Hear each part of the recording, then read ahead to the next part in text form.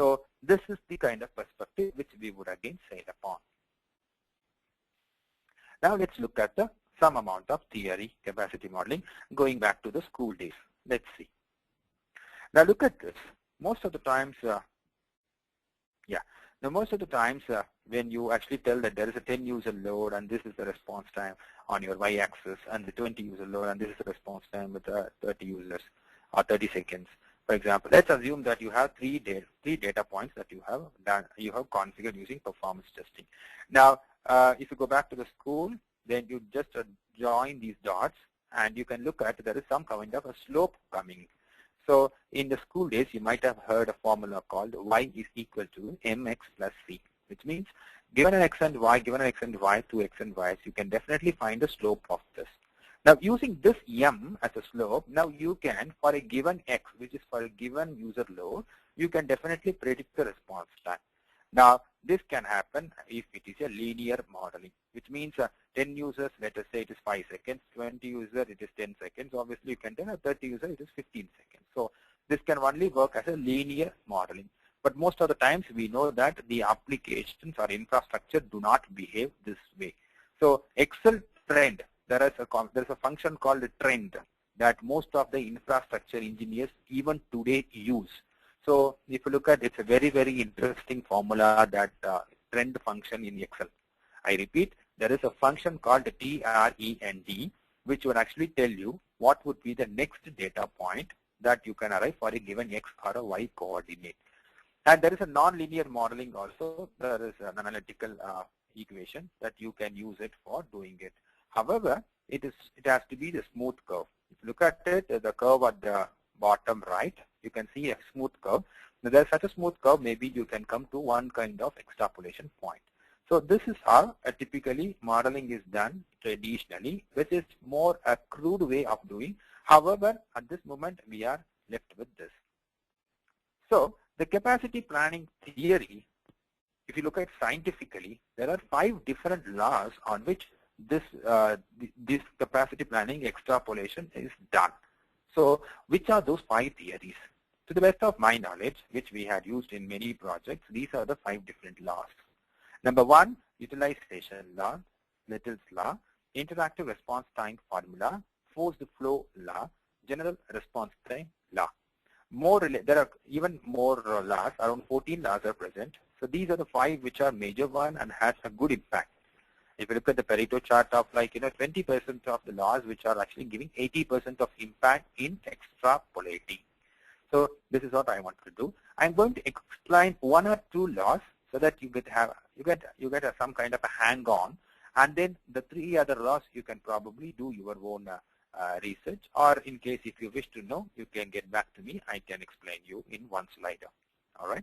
So let's look at the first law, which is utilization law. I'm going to be reading a little verbose one. Let's see. The first law is utilization law, which is actually equal to, very simple, throughput into service time. Okay, throughput, we all know the number of transactions or number of instructions executed per unit of time, which is typically seconds. So transactions per second into service time. Service time, we don't call it a response time, we say service time, response time. So now look at an example or an illustration below. Consider a disk with a capacity of 20 I/O requests per second. Okay, average I/O service time is 40 milliseconds. Now, so if x is equal to 20 per second and s is equal to 0. So straightforward math, and the utilization comes to 0.8. So which is into 100 gives you 80. So 80% would be your disk utilization. Now, how do you find out and measure your throughput and service time? You can definitely find out using perf_mon counter if it is Windows. If it is obviously the Linux or Linux family or Unix family, then you can get it through VMstat or SAR utility. Now, this is some of the formulas which all the performance engineers and infrastructure engineers should have in their fingertips to understand at any point of time. I'm sure most of the performance engineers would be collecting performance perf_mon results, but in terms of correlating one counter with the other counter, that is where we don't do more consistently. So if you want to do a successful capacity planning and if you want to be a successful performance engineer, you might have to follow this theory. Now let's get into law 2, which is Little's law. Okay, Little's law, in the name of the person who devised this law is called Little. It's Richard Little. So this Little's law, it's not that law is very little, but it's based on his name. Now what does Little's law tell? Number of requests is directly into the throughput is directly proportional to throughput into resident time. Now what is an average resident time? Time for all the requests divided by number of completion. So what is being considered here? A request can get into the queue, and not necessarily all the requests will be processed as soon as the request is submitted. The request will get accumulated in the queue, and hence at any given instant of time there could be requests in the queue, there could be requests under process, and there could be requests which are completed. So with this in the context, the residing time is equal to time for all requests slash by number of completions. All right. So if you want more details, definitely Wikipedia can help you. So this is another law on which the model and science is devised. So which are useful? Only two variables are known. Can be applied to various levels in the system. All right. So this is how the Little's law should be looked at. The next. Now let's look at some mathematics also, so that you get a hang on what exactly a Little's law is. I'm sure you can read it there. Considering a system that is processing 54,000 requests in an hour and average of 7.5 transactions in process during a given period of time. Now, if you want to calculate the approximate response times. Now, using Little's law, which is n is equal to x into r, n is 7.5 that we told, 1.5 transactions, and x is 15 transactions per second. So obviously the response times would be 7.5 divided by 15, which is half a second. So this is how you will have to use the law and then understand. Now, when I'm talking about the response time, I repeat it, it is not the end-to-end response time. Rather, it is a response time as seen in the at the OS platform level. Okay, so that's the mathematics that we wanted to give you given a context. Now, this is the most important slide. I always like it. I'm going to read it out. Don't mistake me if I'm actually reading out too many. Considering a system running at 10% CPU utilization, if you are told to open an Excel sheet which uses 5% CPU constantly, it would work fine because 10 plus 5, 15% only, rather CPU can run at 100%. Now, assume the same system is running constantly at 90%. And at this moment, you open an Excel sheet which will consume 5%. Now, still 90 plus 5, 95, and there is still 5% left. But now if you look at the scenario B, the opening Excel when it is 90% will be massively slow compared to and opening an Excel which is during the CPU 10%. Now, logically, it has to run at the same speed because there is a 10% CPU and there is 90%, and adding this Excel's 5%, still it does not reach 100. Now, this is very important, and this has to be accounted while planning for capacity. So this corollary, which is coming handy during planning the capacity, is going to make you bring you more subjectiveness and also brings more amount of experience to be accounted for.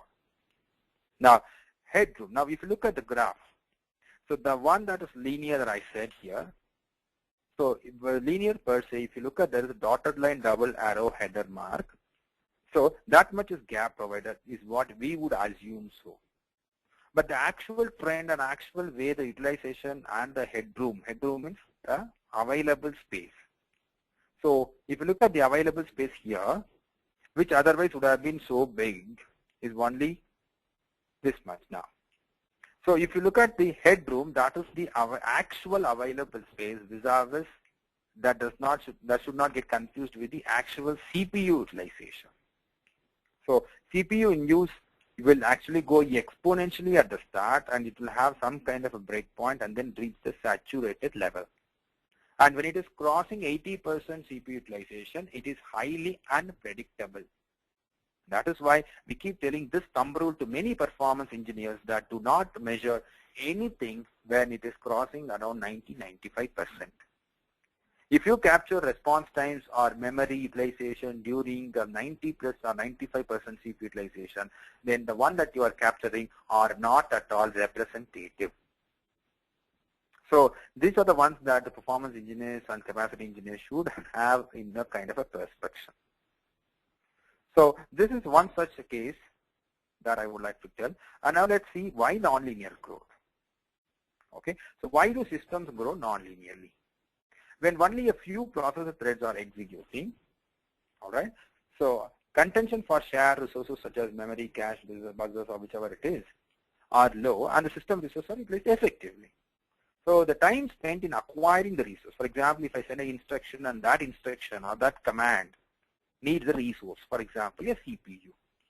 So if there is less contention, there are no quarrels for the resource, which is CPU, then I'll be able to get some amount of time from CPU.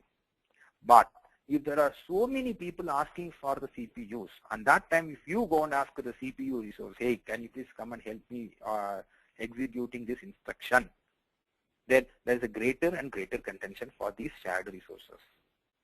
So more and more time is spent in acquiring these resources, and eventually the time spent is significantly large. That is noticeable. That means you will assume that this particular instruction is taking longer time, but actually not. It is only taking the same amount of time, but the time to acquire the CPU for executing this instruction, or the waiting time for getting the CPU to execute this code, takes longer time, and hence you see or you perceive it as a high response time. So this is one of the reasons why a non-linear growth or non-linearity is being seen, or exponentially it is seen. Now let's first jump on directly now to capacity modeling.